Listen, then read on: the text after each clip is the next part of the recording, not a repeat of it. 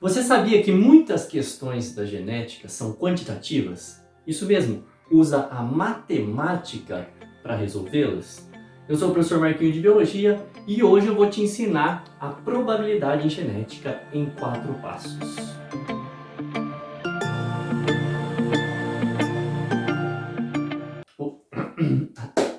Os experimentos em genética utilizam a matemática por quê? Por ela ser uma ciência exata, ela nos fornece padrões, nos oferecem números, e esses números facilitam a conclusão dos estudos, das pesquisas. Então veja bem, os genes possuem uma manifestação. O nosso genótipo, junto com o ambiente, manifesta-se em fenótipo. E essas manifestações gênicas podem ser padronizadas dependendo da pesquisa que a gente está falando. Por isso que a matemática entra nesse contexto. Então, muitos alunos acabam deixando a genética de lado só porque entra a matemática, mas calma, é bem tranquilo. A matemática que nós vamos utilizar é a matemática básica. É um estudo de probabilidade? É. Nós vamos estudar probabilidade aqui, mas vocês vão ver que a matemática ela é a matemática simples, tá? Não é uma matemática tão complexa. Eu estou falando muito matemática e está ficando meio esquisito. Só falo matemática, matemática, matemática. E a molecada vai fugir da aula, porque vai pensar que é uma aula de matemática. Gente, não é uma aula de matemática, tá? Quem sou eu, biólogo, para ficar ensinando matemática para vocês? Na genética, nós utilizamos a matemática básica. Geralmente são as 4 operações. E hoje, nessa aula de probabilidade em 4 passos, vocês vão ver que nós vamos usar apenas a multiplicação. Então quer dizer, não tem segredo nenhum. Vem comigo que vai ser fácil, fácil. Nessa questão, nós temos o albinismo, é uma herança genética do tipo autossômica recessiva, onde os afetados não produzem melanina. Qual a probabilidade de um casal normal, heterozigoto, ter uma filha albina? Vocês percebem que existem 2 graus de dificuldade aqui. Um conceitual e o outro relacionado à probabilidade. Porém, nós vamos destrinchar esse enunciado para ficar mais fácil. Vamos entender o que cada um desses conceitos querem dizer. Primeiro, vocês estão vendo aqui, ó, albinismo. O enunciado já está explicando que é uma herança genética. Se é uma herança genética, quer dizer que já nasce com você. Tá bem? Vem dos pais para os filhos. Do tipo autossômica recessiva. Se é autossômica, significa que faz parte daqueles 44 cromossomos autossômicos. A gente não encontra esse gene para o albinismo nos 2 cromossomos sexuais, que é o X e o Y. Tá? Então descarta os cromossomos sexuais e pensa só nos autossômicos, aqueles que determinam características do corpo, onde os afetados não produzem melanina. Melanina é um pigmento que fornece a cor da nossa pele.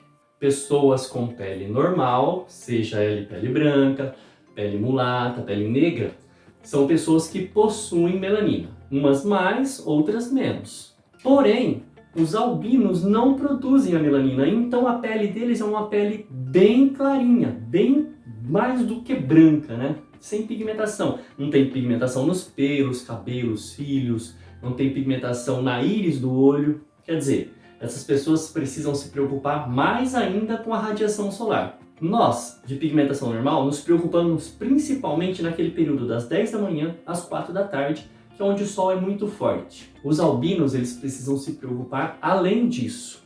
Eles precisam estar sempre de protetor solar, usando óculos escuros, haja visto que a pele é mais sensível e os olhos também. Bom, depois, o que nós temos aqui é o pedido da questão. Percebem que a questão ela traz conceitos para a gente relembrar e depois ela faz o pedido genético.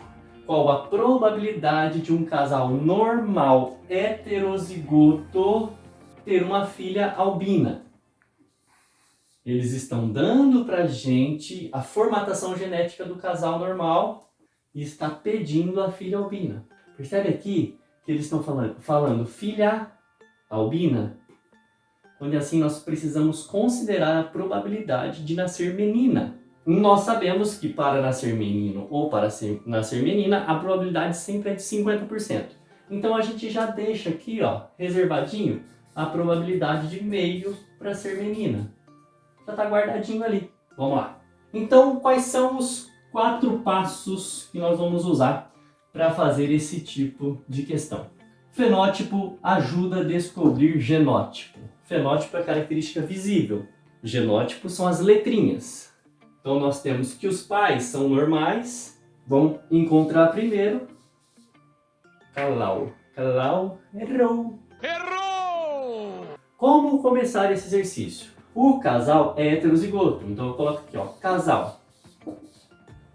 Normal heterozigoto. Pai, por exemplo, azão, azinho, é casado com a mãe, azão, azinho. Bom, olha só o que eu fiz.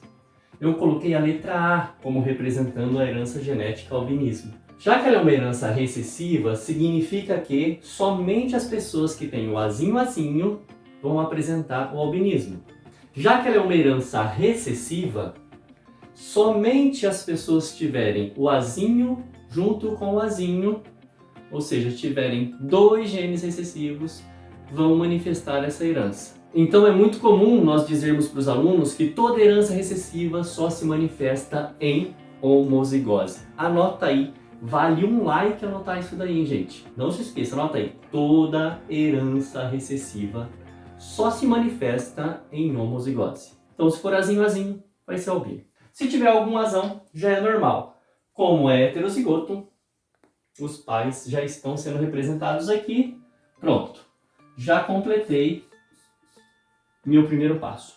Segundo passo, rabisque os gametas dos pais. Rabiscar os gametas dos pais significa montar, anotar quais gametas o pai e a mãe produzem. O pai, vamos lá. O pai produz espermatozoide azão e espermatozoide azinho. 50% das suas células reprodutoras são azão, 50% são azinho. A mãe não é diferente. Produz ovócitos azão e ovócitos azinho. 50% das suas células reprodutoras são azão, 50% das suas células reprodutoras carregam azinho. Pronto. Temos os gametas, já formamos aqui, já fechamos aqui a segunda etapa. Segundo passo. Terceiro passo, monte o quadro de Punnett. Quadro de Punnett. Aqui nós temos uma informação interessante. Esse quadro aqui vai nos ajudar a fazer o cruzamento desse casal e encontrar os filhos. Então o que eu vou colocar na primeira coluna? Vou colocar os gametas do homem. Aqui, ó. Homem, gameta azão e gameta azinho. São esses 2 gametas que ele vai produzir. Na primeira linha, eu vou colocar os gametas femininos, os gametas da mulher. Olha lá, o azão e o azinho. Não se esqueçam, esse quadro de Punnett mostra o cruzamento, que nada mais é do que a combinação dos gametas, né? Então, como é que serão esses filhos? Se o espermatozoide azão fecundar o ovócito azão, a criança vai nascer azão. Se o espermatozoide azão fecundar o ovócito azinho, a criança vai nascer azão. Se o espermatozoide azinho fecundar o ovócito azão, a criança vai nascer azão. Se o espermatozoide azinho fecundar o ovócito azinho, a criança vai nascer azinho. Das 4 possibilidades, a única que nos traz o albinismo é essa última.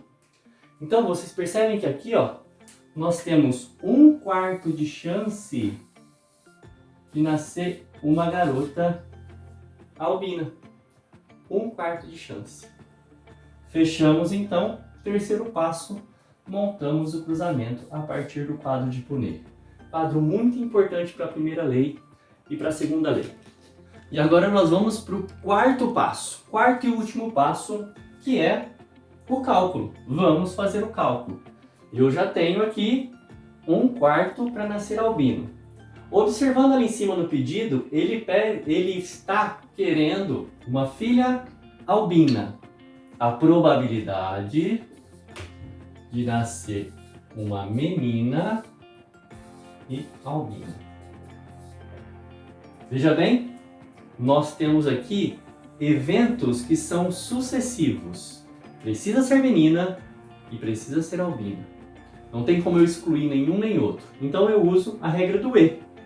Estou falando de multiplicação na matemática. Coloco aqui as frações. A probabilidade de nascer menina nós sabemos. É metade da probabilidade de nascer menino, ou seja, 50%. Então fica mais fácil a gente usar as frações, né? Meio para ser menina, multiplicado por 1/4 para ser albina. Quando nós multiplicamos frações, nós multiplicamos numeradores e multiplicamos denominadores.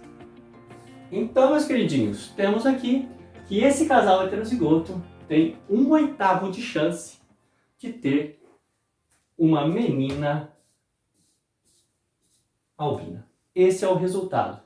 Percebam então que nós estamos falando de uma questão de genética, uma questão extremamente quantitativa, envolve matemática, que em 4 passos você consegue resolver numa boa. Resumindo, então nós temos uma questão que fala sobre regra do E. Por que regra do E, professor? Porque ela faz parte do princípio multiplicativo que a galera da matemática usa, né? São eventos que não se excluem, são eventos que precisam acontecer na sequência. Sendo assim, eu uso a multiplicação. Na genética, nós usamos também a regra do OU, que é o princípio da adição. Só que essa nós vamos ver numa próxima aula sobre probabilidade, tudo bem? Valeu a pena ficar até aqui? Deixa nos comentários aí se ficou mais fácil a partir desses 4 passos você entender probabilidade em genética. Espero que eu tenha ajudado vocês. Se tiver alguma dúvida, se tiver algum comentário a mais, se tiver alguma sugestão de aulas futuras, deixa aí embaixo também. Observe se você é inscrito. Se não for inscrito, se inscreva, ative o sininho para receber semanalmente as notificações, inclusive a notificação da próxima aula de genética, né? Para a gente completar essa parte de probabilidade. Vou ficando por aqui. Beijos e abraços. Fui. Mas olha só como que acontece.